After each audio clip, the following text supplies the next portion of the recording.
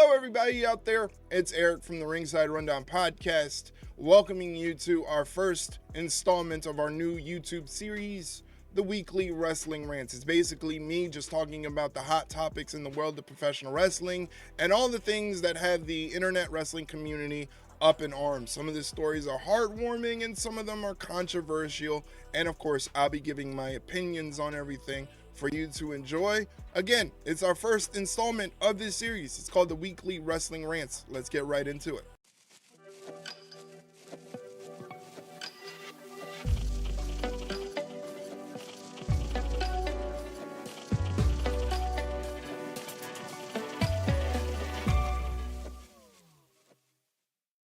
Alright, so first thing we're going to talk about is something that happened this past Monday on Raw. There was a backstage segment in the offices of Raw GM Adam Pearce, where he is approached by Carlito, who enters as soon as Damage Control is exiting, so Carlito thought it was funny to drop this little line. I gotta learn Chinese. What do you want? Yeah, he said that. It's important to reiterate that this line did not come from WWE Creative or the front office. This was just a line that came off the dome of Carlito, who thought it was going to be funny, and obviously it wasn't. There was a lot of people that took deep offense to the joke. And for those that don't understand why people took offense to the joke, it's basically assuming that because both Kyrie and Io are Asian, they must be Chinese. It's almost like saying, because I'm Hispanic, I'm Mexican. And not that there's anything wrong with Mexican people, but I'm not. I'm Puerto Rican, so why would you assume that? So that's why people took offense to it. Again, it's important to reiterate that the line did not come from WWE Creative or anybody in the front office. It was just a line that Carlito thought was funny because, again, he's the village idiot of the Judgment Day. And it's also important to note that Kyrie and Io didn't take offense to the line. Basically, they assumed that he was just playing character, being an idiot, and the joke just fell flat. Me personally, I would have went with something like, man, I need to brush up on my Duolingo or something like that. I don't think Carlito is a racist or anything like that. I don't think he meant to be offensive. He just thought he was being funny, and the joke isn't really funny. Again, we live in different times now. This is the internet. However, because he delivered the line, it's been reported that Carlito has a little bit of heat with the people backstage. They weren't pleased with him delivering the line, and I think going forward, this is just an assumption by myself that, you know, WWE might be a little bit stricter with people going off script and trying to be funny. But again, good thing Kyrie and Io didn't take offense to the joke. Maybe Carlito needs to work on his comic relief going forward before he decides to drop these little ad-libs. All right, continuing the trend of not so fun things to talk about, this past Wednesday on Dynamite, there was a ladder war match between Mark Briscoe and Chris Jericho, and this was for the Ring of Honor World Championship. It was Mark Briscoe defending the Ring of Honor Championship against Chris Jericho, who was going for his 9th career world title. Now, if you listen to the podcast, which you should be doing, or you check out any of my live streams on Twitch, which you should be doing, you know I'm not the biggest fan of Chris Jericho. I never really was my thing, but I do respect Chris Jericho as a performer, as a legend in the world of professional wrestling. There's no doubt he is a legend. He is one of the greats. However, he's not doing such a great job right now, and putting the belt on him when he's well into his 50s and he looks like a melted jar of mayonnaise probably isn't a good look for you, Tony Khan. Not if you're trying to elevate Ring of Honor, not if you're trying to elevate All Elite Wrestling. This isn't a case of Jericho being a bad guy and all of the fans hating Jericho because he's a bad guy. No, this is a case of a guy that has worn out his welcome as a performer in All Elite Wrestling. He's kind of like the guy who was supposed to stay over your house for a day, and it's day 3, and now the guy's starting to stink. Not only that, but you give the guy a world title, where Mark Briscoe was a fantastic world champion for Ring of Honor. It was a great story. He was carrying on the legacy of his late brother, who was also a former Ring of Honor world champion. I don't understand the benefit of putting the belt on Chris Jericho. It's not going to increase your subscriptions to ROH streaming services. It's not going to increase ticket sales for Ring of Honor. I don't even watch Ring of Honor. If I had the financial means to watch Ring of Honor, I probably wouldn't either. There's very limited things that I enjoy about the Ring of Honor product besides Athena.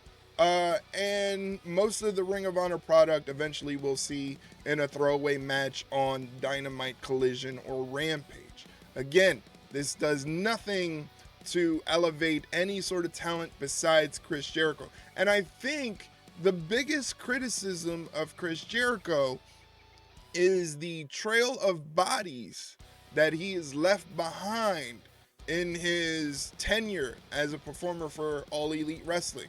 I mean, look at some of the guys here. We got this guy, this guy, this guy, and this guy. And there's probably more that we don't have, the proper information about. However, again, why put the belt on Jericho? What is the logistics behind putting the belt on Jericho? Sure, he's a big name. He's a legendary name. But I don't think that's going to help the Ring of Honor product. I don't think that's going to help the AEW product. It's just bad. Why do we do this, Tony Khan? It's one step forward, 3 steps back. What are we doing? All right, so the bad shit in wrestling doesn't end. It turns out this past Monday, we find out that ring announcer Samantha Irvin, who has been working with the WWE for a very long time, has resigned her position as Ring of Honor immediately and will no longer be featured on WWE programming. This was a shock to basically every single wrestling fan in existence, whether you're a fan of Samantha or not, especially those who were a fan of Samantha's work. They were shocked, surprised. Some of those people just had a crash out moment where they wanted to go after the head of Ricochet, which I thought was very weird. The whole situation was just weird and ultimately very, very sad. For me, I am a fan of Samantha Irvin's work as a ring announcer for the WWE. I think she brought that flame, that fire, that big fight feel to any big match that she did announcing for. I mean, she was beloved by everybody in wrestling and even outside of wrestling. I mean, this is what Michael Buffer, the legendary boxing ring announcer, had to say about Samantha's announcement, her legendary announcement after Cody Rhodes won the Undisputed Championship at WrestleMania. And this is what he had to say when she exited from WWE, heartbroken, just like the rest of us. There was a lot of speculation. Maybe she was going to go to AEW because Ricochet, her partner, had moved on to AEW. Maybe there was something wrong backstage. I didn't want to make assumptions because that's not my deal, but I was like, man, she really does get scrutinized by fans just because she's a fan and she actually works there.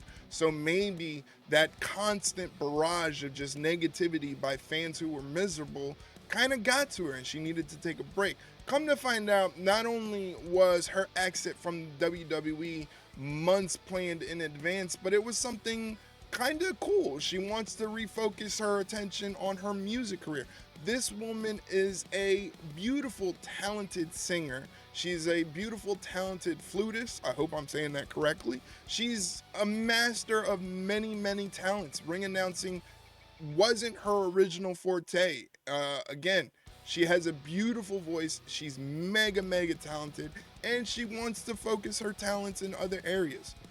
Now, post-production of this video, it has come to our attention that in reply to a comment on Instagram, Samantha actually had aspirations to do other things in WWE, such as maybe managerial stuff, maybe a Raw or SmackDown GM character, or other on-screen character aspirations, but WWE had other plans for her, and she saw that they wanted her to just be an announcer and not an on-screen character, and this kind of affected her decision to move on from WWE. Other areas.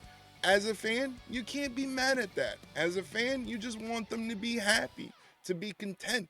Again, I'm just a fan. I've never met Samantha Irvin. I've never actually interacted with Samantha Irvin. I just love her style of ring announcing, so I know it'll be greatly, greatly missed, and I want to thank Samantha Irvin for her contribution to professional wrestling and the moments that she herself created with her legendary voice. It's also important to note that her and WWE supposedly are not on bad terms. She didn't leave the company on bad feelings or anything like that. So there is a possibility that in the future they may work together and we may see Samantha Irvin down the road, which is great. That's what you want to hear. Again, I think it's great that Samantha wants to focus her talents in other areas. She wants to expand, and eventually maybe she'll be back in the WWE. I can't wait for that day. Super excited to see Lillian Garcia back in the fold for WWE, another legendary ring announcer. So it's like they don't miss a beat when it comes to these things. But again, Samantha Irvin, thank you so much for everything that you did for the WWE. Thank you everything you did for WWE fans. Thank you for showing us that you are passionate about WWE. You're passionate about wrestling, because there needs to be more of you. And good luck to you in your future. All right, guys. So there you have it. That is the first installment of the Weekly Wrestling Rants here on YouTube. I hope you guys enjoyed it. If ever you guys want to contribute to these installments, please hit me up on social media. You can find me Twitter, Instagram, Facebook, at Ringside Rundown. You can also check out the podcast. The podcast link is there as well, and the podcast is available on multiple different platforms like Apple, Spotify, Good Pods. There's a bunch of different places you can find the Ringside Rundown podcast. It's primarily a question and answer based podcast where listeners send us in questions about what's going on in the world of professional wrestling. Myself and my co-host Shay Hickson answer them to the best of our ability. It's a lot of fun. Check it out. Hopefully you guys enjoyed it. And obviously, because we're on YouTube, got to do the customary YouTube thing, asking you guys to like, subscribe, share, and if you enjoyed the video, leave a comment below. Talk about what you enjoyed. Give your thoughts and your opinions. As long as they're respectful, I will gladly listen to them and voice them.